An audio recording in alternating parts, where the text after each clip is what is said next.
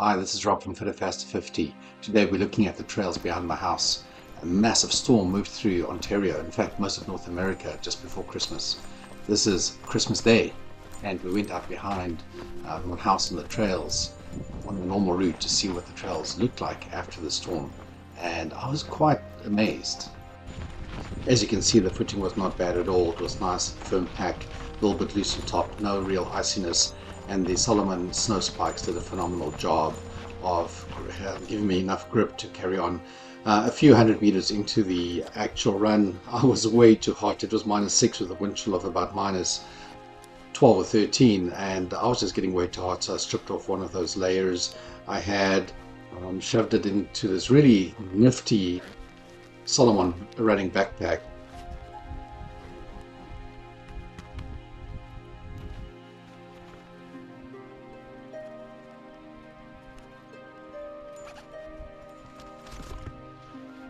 And so far, I must say, it was very calm. There was no wind. You can see from the shot up in the tips of the trees that the trees weren't moving, and everything seemed very comfortable. The dogs were getting quite antsy, and so we decided to get out there and see what the trails looked like further up.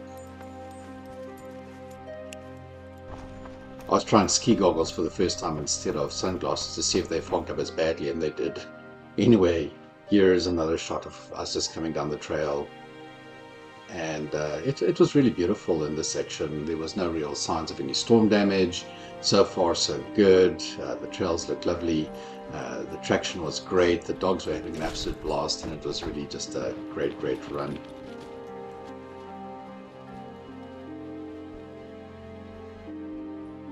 As we started heading up towards more of the Beaver Pond area on the Ducks Unlimited and Crazy Horse Trail, we started seeing the signs of damage. Here's our first tree that was down, and it lay right across the actual running track, or the trail, I guess. And I was like, okay, well, that's not too bad. It's just one tree down. So we headed up towards the Beaver Pond with the dogs in tow. Exciting stuff so far. Here we started seeing some really big trees down. Look at this one. The whole root ball had been pulled out of the ground and basically torn off, and quite amazing.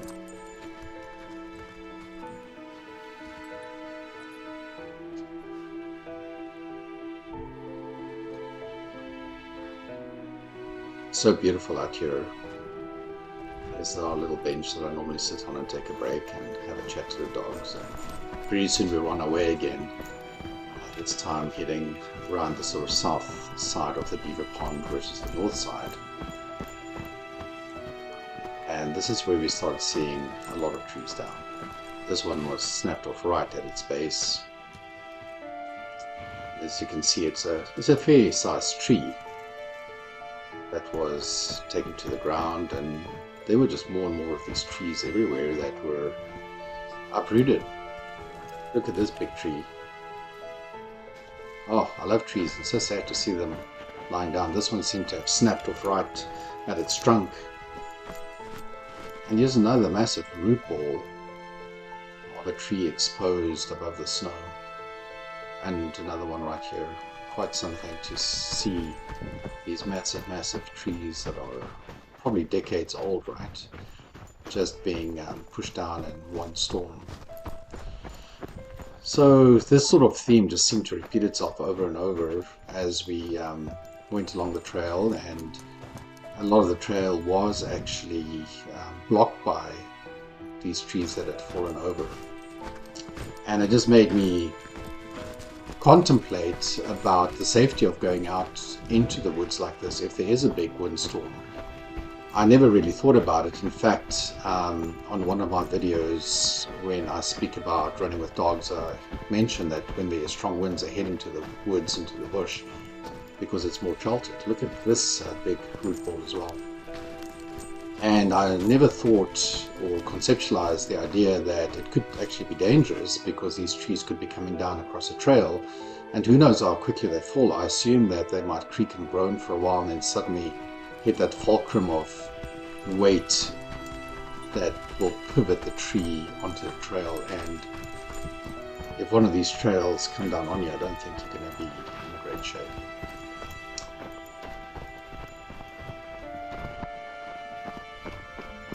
So here we are again, just tracking along, and this tree, for example, was fairly precariously propped up by the other trees that were still standing. Here's another big tree that had come down. Yeah, crossing some of the icy areas on the trail, and up ahead again, another tree that's just leaning up against the tree right across the trail. So I was thinking, if the wind came up, it probably wouldn't be a good idea to get out there. It's quite conceivable that that tree could get dislodged and then fall down. Look at these trees, beautiful trees, just fall down. And this seemed to be the worst area along the trail, so it seems to me that there was probably a swath in the storm that went like down a little corridor and pulled all these trees down. Here we are crossing the little footbridge, coming across the north side of the beaver pond now. And what a beautiful day. Look at that beautiful sun glistening on the snow. It is so incredibly gorgeous. They love sniffing around things and digging in the snow. I suppose they can smell all kinds of critters that make their nests under the snow.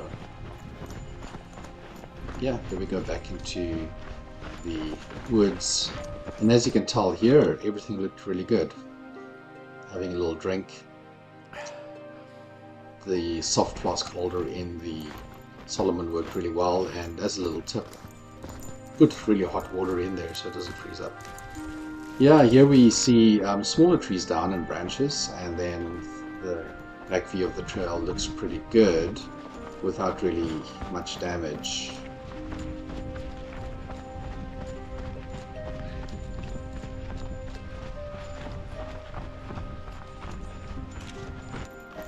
We're heading back now towards CARP, and we came across this big tree that had actually blocked the whole trail. The dogs were confused. Ellie wanted to jump over the top, Pep wanted to go over the bottom.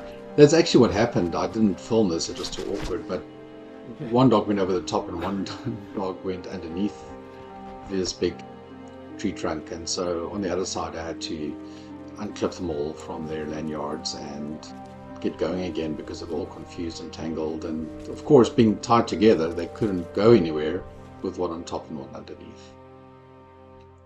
Here's this little shot of us coming along the trail. It's really beautiful to be out there.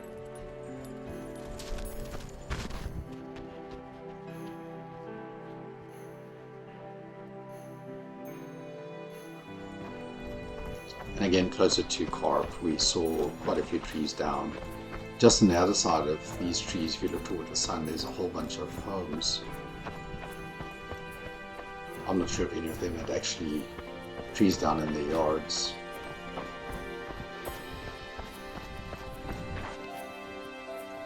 And there we go. This is the end of the trail. We're heading back home now.